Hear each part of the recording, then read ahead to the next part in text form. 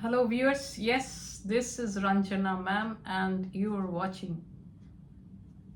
Yes, it's mine as well as your channel. So I know the thumbnail says it all. This time it is for my class 11 ISC students. I don't know how I missed it last year, but this one many of you have requested, ma'am, please do, thank you ma'am. So then I checked and found, yes, I haven't done it. I don't know how I missed it. So anyhow, better late than never. So today it's thank you ma'am. But you know what's coming. If you have not subscribed to my channel up till now, please do. And don't forget to press the like button. So what is thank you ma'am about? But before this, let's take a short break. So yes, I always suggest my students that they should go for the introduction, which is in the provided in the book, especially a little about the story, a little synopsis of the story, a little about the author, everything is given. So the last paragraph, page 66, here you have a short gist of what the story is about. So thank you ma'am deals with the themes of shame, trust, dignity and second chances.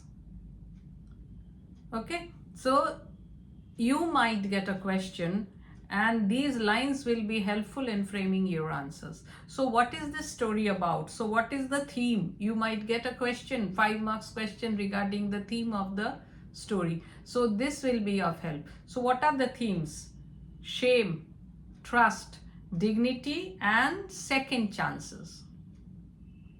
It revolves around an incident wherein a teenager named Roger attempts to steal a woman's purse. So he tries to snatch away the purse of a woman. In what follows, the manner in which the woman, a certain Mrs. Louisa Jones, deals with the situation causes a shift in Roger's perspective that highlights the power of choice while engaging with emotions of empathy, guilt, fear and kindness. So this is a wonderful story. It also talks about second chances. Not everyone is fortunate to get a second chance, but he gets it. And also empathy, the feelings. Mrs. Louisa Jones is a wonderful character. Outwardly, she might seem a hard nut to crack, but when we go deep into the story, we find that she is a woman who has learned from her mistakes and she is willing to give someone a second chance. So let's start the story. Thank you, ma'am. She was a large woman. The physical characteristics of the woman. With a large purse, everything large is being emphasized. Large woman, large purse that had everything in it but hammer and nails. So other than hammer and nails, as if everything was stuffed in the bag. So you can get an idea how large the bag was. It had a long strap. So many adjectives. Large woman, large purse, long strap of the bag. And she carried it slung across her shoulders. So this is how she carries it. It was about 11 o'clock at night.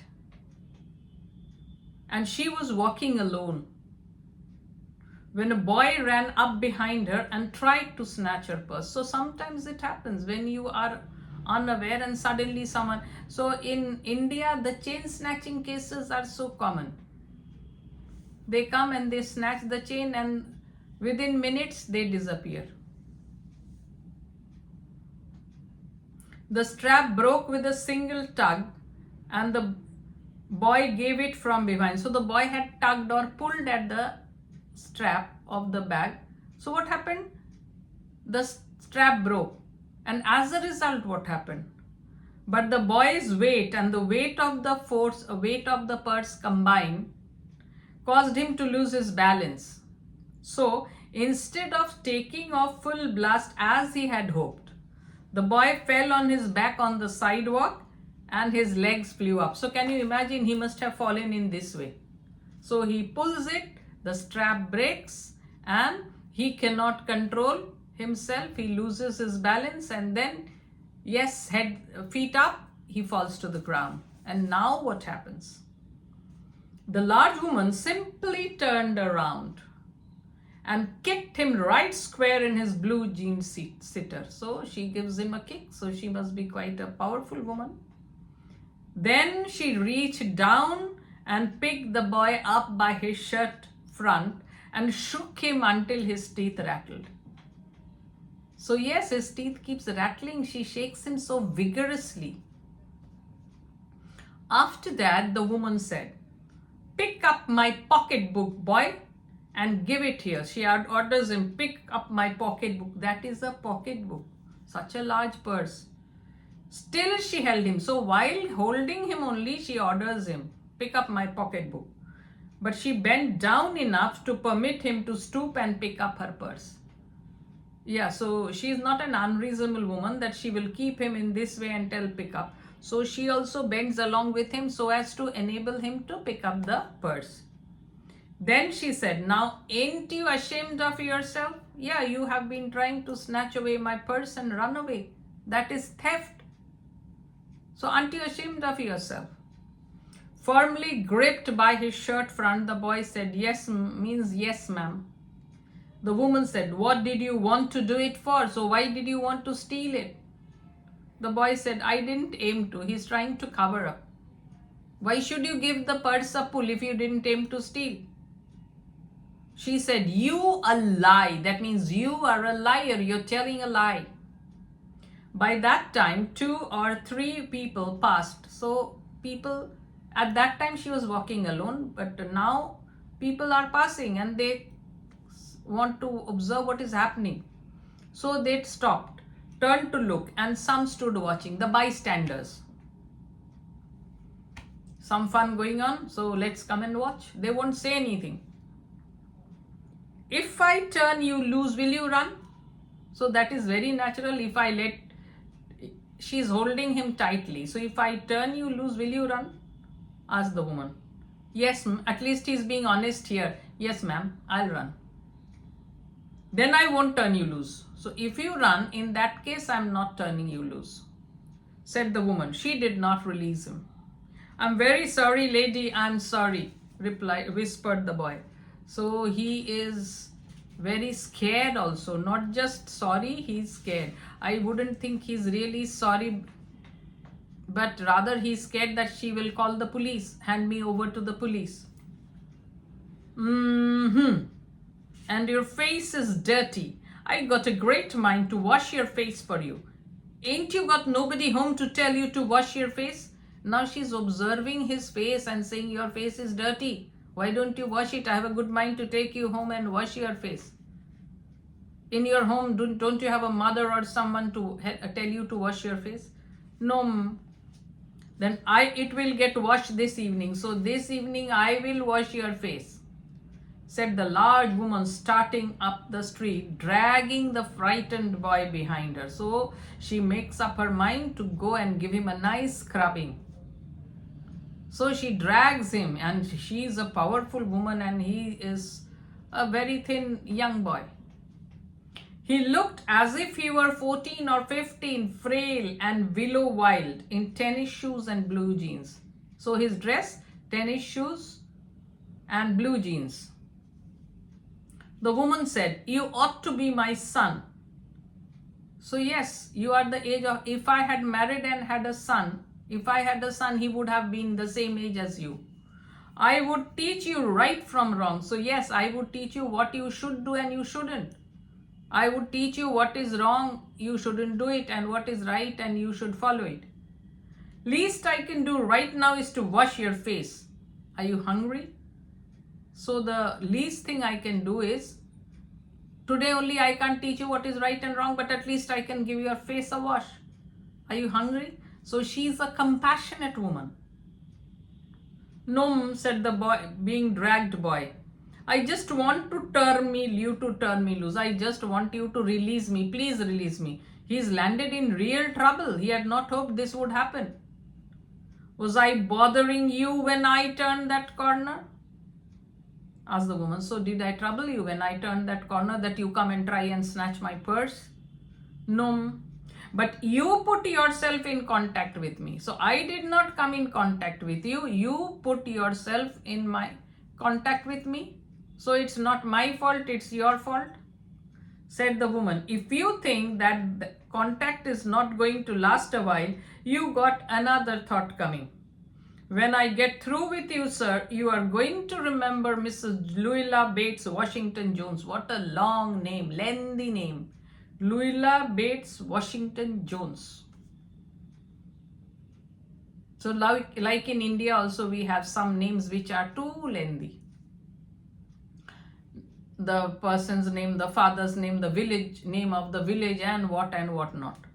So here also she also has a long name. So several names together. Louisa Bates Washington Jones. Very difficult to remember. Rather Mrs. Jones is enough. Sweat popped out on the boy's face and he began to struggle. Struggle why? To get himself free. Mrs. Jones stopped, jerked him around in front of her, put a half Nelson about his neck and continued to drag him.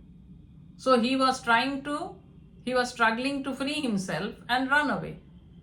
So she is not a person to allow this. So what does she do? She gives him a jerk, put a half Nelson about his neck and continued to drag him up the street.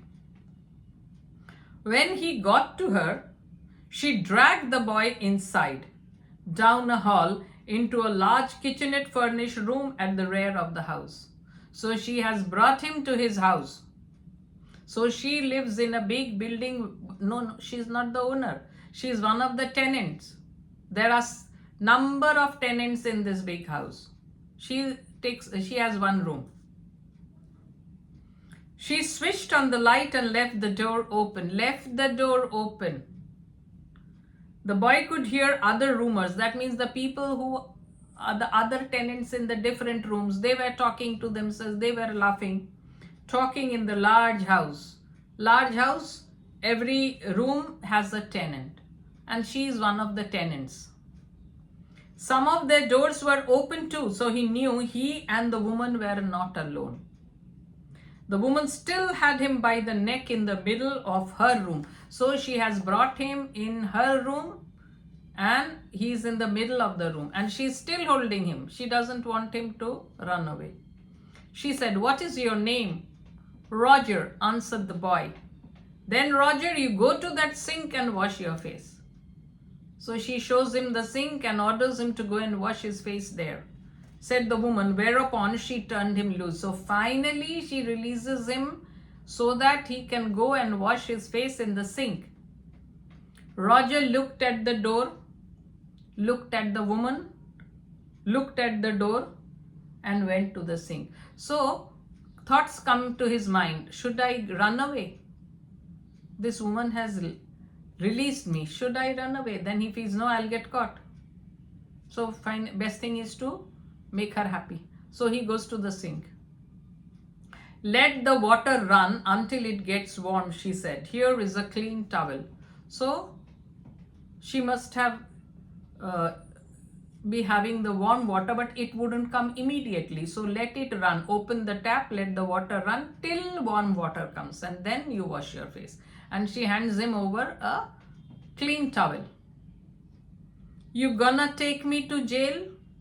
asked the boy, bending over the sink. So are you going to take me to jail? Will you hand me over to the police? "Not with that face. I would take you nowhere." So with the face you have, forget taking you to jail. I wouldn't take you anywhere. Said the woman, "Here I'm trying to get home to cook me a bite to eat and you snatch my pocketbook. Maybe you ain't been to your supper either, late as it be, have you?" See what a kind woman she is. This boy had tried to run away with her purse, but she feels sorry for him. So she just said na, that if he would have been her son's age. So she feels pity for him like a mother. So I'm coming home to have my supper and you try to snatch my purse. I'm sure even you must not have had your supper. There is nobody home at my house. So who will give me supper? Nobody at home only. Then we'll eat, said the woman. I believe you're hungry or been hungry to try to snatch my pocketbook. So she thinks that he must be also feeling hungry like her. I wanted a pair of blue suede shoes. So why did he want to snatch her purse? Because he wanted to buy some shoes for himself. Well, you didn't have to snatch my pocketbook to get some suede shoes, said Mrs. Louisa Bates Washington Jones. You could have asked me. It should have been you could have asked me. So why didn't you ask me? Ma'am, so if I had asked you, would you have given? So there is a question mark. That means he is surprised if I had asked you. She is telling, why didn't you ask me instead of searching my purse? So he is shocked. Ma'am, that means would you have given me if I had asked you? The water dripping from his face, the boy looked at her. There was a long pause, very long pause. So the words try to get into his mind. It takes him some time to understand what she just said. Why didn't you ask me for it? After he had dried his face and not knowing what else to do, dried it again. So first he dries his face, then again he dries his face. The boy turned around, wondering what next. What will happen next? I have done with my face. I have cleaned my face. Now what is she going to do? The door was open. So that is a temptation. The door was open. He could make a dash for it down the hall. Yes, I could get out of the room and dash for it down the hall and run away from here. He could run. So go on running till I'm far away from this woman. I could do that. But his conscience is telling him not to do. The woman was sitting on the day bed. After a while she said, I were young once and I wanted things I could not get. So from her own experience, she has learned to be compassionate. No one gave her a chance. That is why she wants to give this fellow a chance. There was another long pause. The boy's mouth opened. Then he frowned. But not knowing, he frowned. So he frowned, but he doesn't realize that he has frowned. The woman said, You thought I was going to say, but didn't you? You thought I was going to say, but I didn't snatch people's pocketbook. So she understands that she wanted, when she said that I also wanted things which was beyond my reach.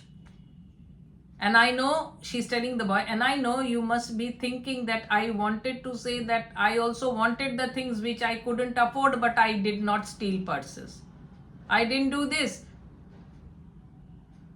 Well, I wasn't going to say that. But no, I wasn't going to say that I didn't steal other people's purse. So silence. I have done things too, which I would not tell you, son. So her is also not a clean chit. Her life is not also clean white paper.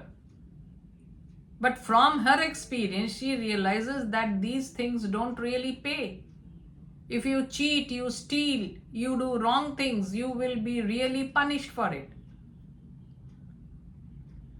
Neither tell God. I have done some things which even I cannot confide, not before anyone, but not even before God. God sees everything, but still I don't have the face to tell him that I have done these things. So hers is not a blameless life, and she admits it before this boy.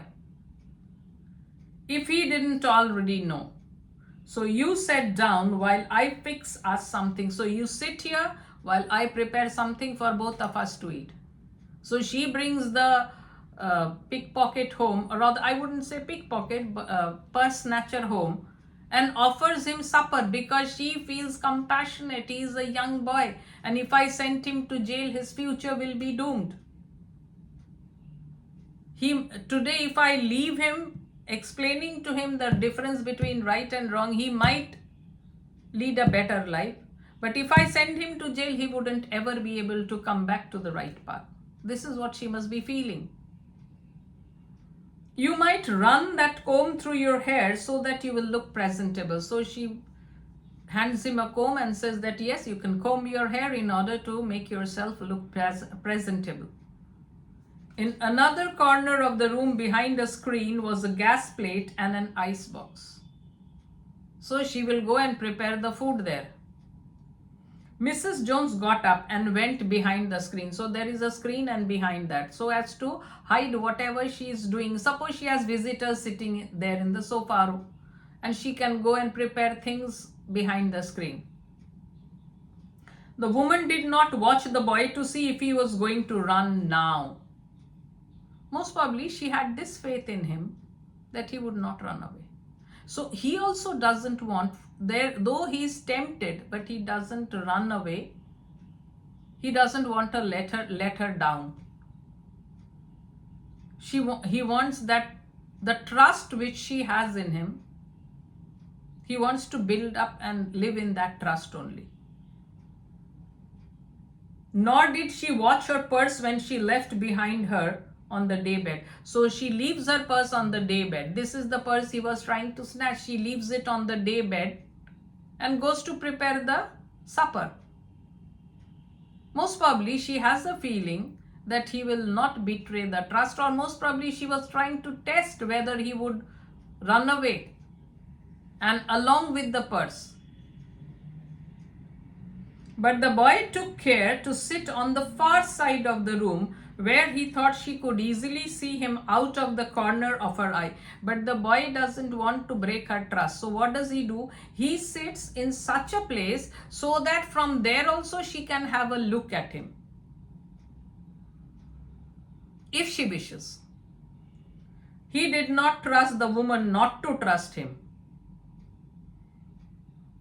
So that means he trusted the woman to trust her. He did not trust the woman not to. Two negatives make it a positive.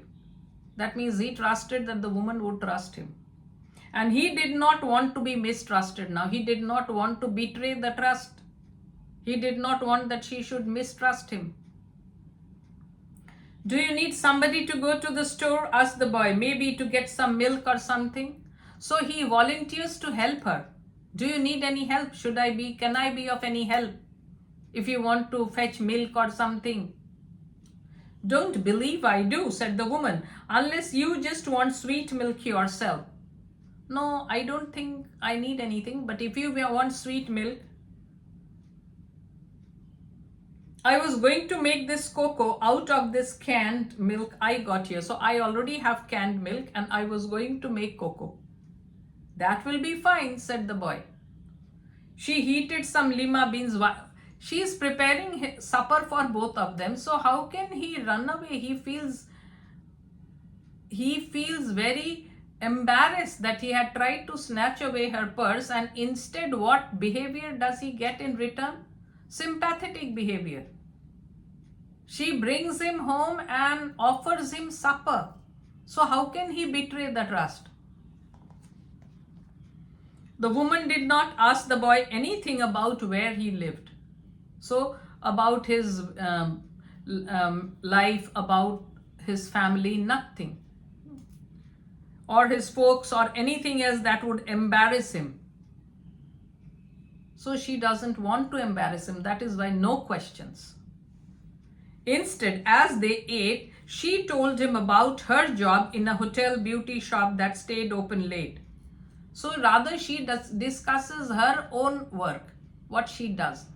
So at this moment at least she has done embarrassing things which had embarrassed her, things which she wouldn't even confess before God.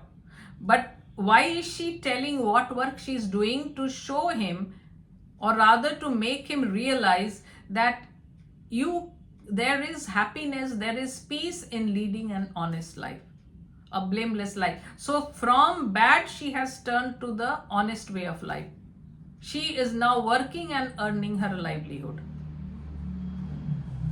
She told him about a job in a hotel beauty shop that stayed open late, what the work was like, and how all kinds of women came in and out, blondes, redheads, and Spanish. So different customers she meets there. Indirectly, she wants to realize that honest living is the best living. Then she cut him half of her 10-cent cake. So there is a 10-cent cake and she cuts and offers him half. Eat some more, son. Son. She treats him as a son.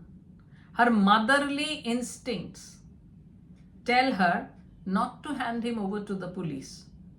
Treat him nicely. When they were finished eating, she got up and said, now here, take this $10 and buy yourself some blue suede shoes. $10 must be really a good amount even for her. She is not a rich woman only. She is working hard to earn her livelihood. But this is why he had tried to snatch the purse, so she offers him this money. As it is, poor fellow, he is so embarrassed, and now she offers him the money to buy that shoes. And next time, do not make the mistake of latching onto my pocketbook nor nobody's else. So don't do that, not only to me, but also to others. Don't try to snatch purses.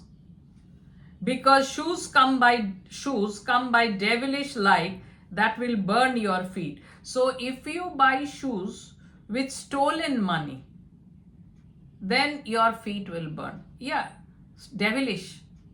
So it comes through devilish like. Why? Because you are doing the wrong thing in order to get the shoes. So you won't have peace. It will burn your feet. I got to get my rest now. So now I have to take my rest. It's quite late. When he had snatched it, it was 11 o'clock. So I think it should be 12 o'clock at night now.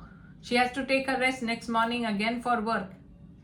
But I wish you would behave yourself, son, from here on in. So I think from now onwards, you will lead a blameless life. Behave yourself. She led him down the hall to the front door and opened it. Good night. Behave yourself, boy. So she doesn't hand him over to the police. She doesn't give him a lot of scoldings and beatings and nothing. She treats him to supper, gives him the money to buy his shoes, but also tells him to take the right path. She said, looking out into the street. The boy wanted to say something else other than thank you, ma'am, to Mrs. Louisa Bates Washington Jones. But he couldn't do so. As he turned at the barren stoop and looked back at the large woman at the door, he barely managed to say thank you before she shut the door. So I think even she must have become emotional and also happy at having done a good job of saving a boy from going the wrong path. So, and he never saw her again. So she shuts the door in front of him before he gets the chance to speak something else. He just is able to thank her. Thank you, ma'am. So just thank you. And she shuts the door. She doesn't want any words of gratitude and all that from him. So just thank you, and she shuts the door in front of him. So what a nice story. So not everyone gets a second chance as she gave him. Most probably even life had been bitter to her, life had been harsh to her, and she had also been forced to do things which embarrasses her now. But what is good about her is she has managed to come back to the right path and is earning an honest living by working in a beauty shop. I think it's a beauty parlor or something. And that is why late at night, but she is earning her money in an honest way. And that is why she gives him those $10, because this is her hard-earned money, not stolen from someone. And she gives him an advice that if you do wrong things, you are inviting the devil into your life. So if you buy shoes having stolen someone's money, your feet will burn. That means you won't have any peace. So what a lovely story, and I'm sure you must have liked it. So for the word meanings. So some word meanings which you might find a bit puzzling, like rattled. Most of you might be knowing, but to those who don't know, rattle means making short quick sounds like knocking. So his teeth rattled, if I say, that means his teeth, they are knocking. And then pocketbook. So you must be wondering what is a pocketbook. Later you realize that she's talking about her purse. So the pocketbook is purse. Frail. Frail means thin and weak. So that boy is a frail boy. Blue jeaned sitter. Sitter. So the backside of someone wearing blue jeans. So the backside of someone wearing blue jeans. So kitchenette. So what is a kitchenette? Area of a room used as a kitchen. So the area of a room used as a kitchen. A nice word which you must have been wanting to know the meaning. So half Nelson, remember she gave him half Nelson around the neck. So this is actually a wrestling term, half Nelson. So half Nelson means a type of wrestling hold. So when a wrestler places an arm under one of an opponent's arm, so under one, suppose you are the opponent and I put my arms under your arms and put pressure on you with the back of the opponent's neck. So with my palm, I put pressure on the opponent's neck. So this is what she did. She gave him half Nelson. That means in this way, she exerted pressure on Roger in order to make him do what she wanted. She wanted that he should follow her, but he was resisting. That is why she gave him half Nelson. That means it was a wrestling move to make him come along with her. Okay. So half Nelson is something new. I don't think even when I read it for the first time, I was not aware of what is half Nelson. So these are actually wrestling terms. So how should you and I know? And then the gas plate, that means the natural gas flame for cooking. Ice box, so where you store things like food and all these so that they don't get stale, they don't get rotten.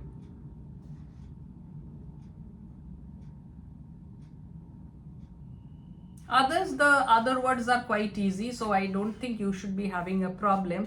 And regarding the theme, though, we have talked in the beginning only about the theme. So there are several themes: empathy, then what should we say, feeling sorry and all that. Themes of trust, generosity, sympathy and dignity. So now she leads a life of dignity, but there was a time when Mrs. Louisa Bates Washington Jones had gone the dark way, had chosen the dark way. But at this moment, she is leading an honest life, and that is why her life is one of dignity. Throughout the story, you will find she is a dignified woman full of sympathy. Generosity, of course, she's sharing her supper with him. The very boy who had wanted to snatch her purse, and she brings him home and offers him this. So hats off to the woman. So in this story, you can get a question, 5 marks question regarding character sketch, regarding the character of Mrs. Louisa Bates Washington Jones. That is more probable. You can also get a character sketch of Roger. Only 2 characters here in this one. So go for the physical characteristics as well as the mental characteristic. And what about the title? If you get a 5 marks question, appropriateness of the title. How appropriate do you think the title "Thank You Ma'am" is? So what will you write? So I think it is a very appropriate title because it has a direct bearing on the theme, the main incident which happens. And finally, the last word before she shut down the door in front of him. So and then you give a little bit about why about the story and what makes Roger utter these words, thank you ma'am. Why did he say it? So this is the title. That is why you will prove why the title is appropriate. Of all the things she does to get this thank you from Roger. So she is not done to get the thank you, but why does Roger thank her? For offering, first thing is for not handing him over to the police. Second thing is trusting him, offering her sharing her supper with him, calling him son, and the $10. And the best thing is trusting him. So for all these, he wanted to say thank you and a little more. So thank you ma'am is a very appropriate title.